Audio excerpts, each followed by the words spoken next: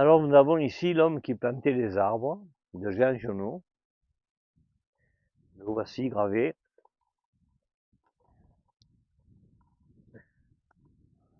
Alors je vais raconter pour ceux qui ne connaissent pas l'histoire de l'homme qui plantait les arbres. Monsieur Genot, célèbre écrivain, faisait comme moi, partait de 2 ou 3 jours, moi pour graver et lui pour écrire ses livres.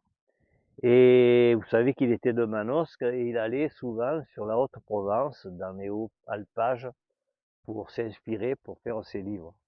Et un jour, il était sur un plateau, au-dessus de Banon, un immense plateau désertique, balayé par les vents. Il n'y a rien qui y pousse, à part de la bauque. Il n'y a pas d'arbres, il n'y a rien. Et Monsieur Genot marchait depuis 2 jours, il n'avait plus d'eau. Et ce plateau s'appelle le Contadour. Contadour en Provence, c'est le lieu où, quand on redescend les brebis des alpages, on s'arrête pour compter les brebis avant de les rendre aux propriétaires. Ça s'appelle le Contado. C'est au-dessus de Banon. Et Monsieur Genot n'avait plus d'eau. Il voit un berger qui avait une douzaine de brebis. C'était pas un gros troupeau, loin de là. Il lui demande s'il peut trouver de l'eau. Il lui dit, ben, viens à la bergerie, je te donnerai de l'eau. Et le Genot, il dit, il faut la bergerie, c'est un plateau, c'est désert. Et à un moment donné, il y a un petit creux du plateau où il y avait le bicoque en pierre et le berger qui avait retapé cette baraque en pierre, où il vivait là. Il était tout seul. C'était un homme d'un certain âge, tout seul. Et en effet, il avait un trou où il y avait de l'eau, il donne de l'eau. Et le soir, il dit, au lieu de dormir dehors, puisque tu vas dormir dehors, avec les brebis, tu seras mieux. Le Giono, il accepte, il fumait sa pipe, il observe le berger tout en réfléchissant à ce qu'il allait écrire. Et le berger s'assoit à table, et il sort de sa biasse.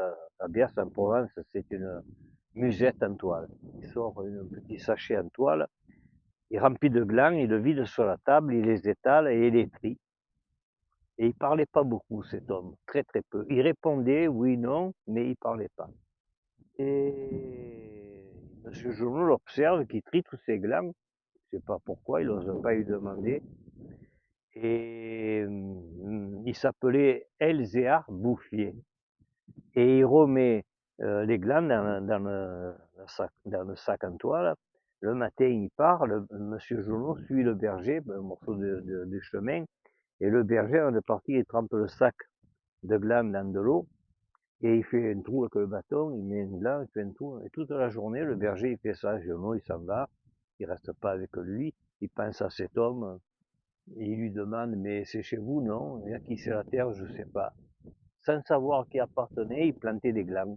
Alors, puis les années ont passé. Puis Giono, on l'a appelé à la guerre le 14-18, il a fait 4 ans de guerre. Il est revenu dégoûté des hommes de s'entretuer comme ça, alors que c'est l'humanité. Et 40 ans après, il a repensé, il était devenu un écrivain connu, célèbre, il est remonté dans les alpages pour aller voir si ce berger était toujours là. Et le berger avait entre-temps arrêté de planter non, de garder les moutons, il élevait des abeilles, il faisait du miel. Alors le Jono lui a demandé pourquoi, il a dit parce que je plantais pas que des chênes, je plantais des, des arbres à feuilles tels que les, les peupliers, tout ça, et quand ils sont tout petits, les brebis risquent de manger les arbres qui poussent. Donc j'ai arrêté de planter de garder les brebis et je fais du miel. Et je ne me reconnaissais plus parce qu'il y avait une immense forêt de chênes. Et comme il y avait de l'eau, puisque les arbres retiennent l'eau, il y avait des gens qui étaient venus y vivre. Et la vie avait repris sur un certain morceau de plateau immense, sur des kilomètres, il y avait des forêts de chênes. Et monsieur Elgéard Bouffier, même l'ONF se demandait, parce qu'il ne connaissait pas monsieur Elgéard Bouffier qui avait planté tous les arbres, il n'y a que Giono qui le savait, il se demandait comment une forêt pouvait pousser toute seule. C'était un mystère pour eux. Ils étaient venus la voir, il la protégeait, il interdisait aux charbonniers de couper le bois pour protéger la forêt, mais ils ne savaient pas comment elle était venue. Et monsieur Elzéar Bouffier, il est mort tout seul à l'hospice de Banon, tout seul sans qu'il soit connu et reconnu. Et l'histoire veut que l'histoire s'arrête là. Et je sais que vous allez être déçus, mais c'est une histoire inventée. C'est pas une histoire vraie. Même moi, elle est tellement belle l'histoire que des fois je crois qu'elle est vraie.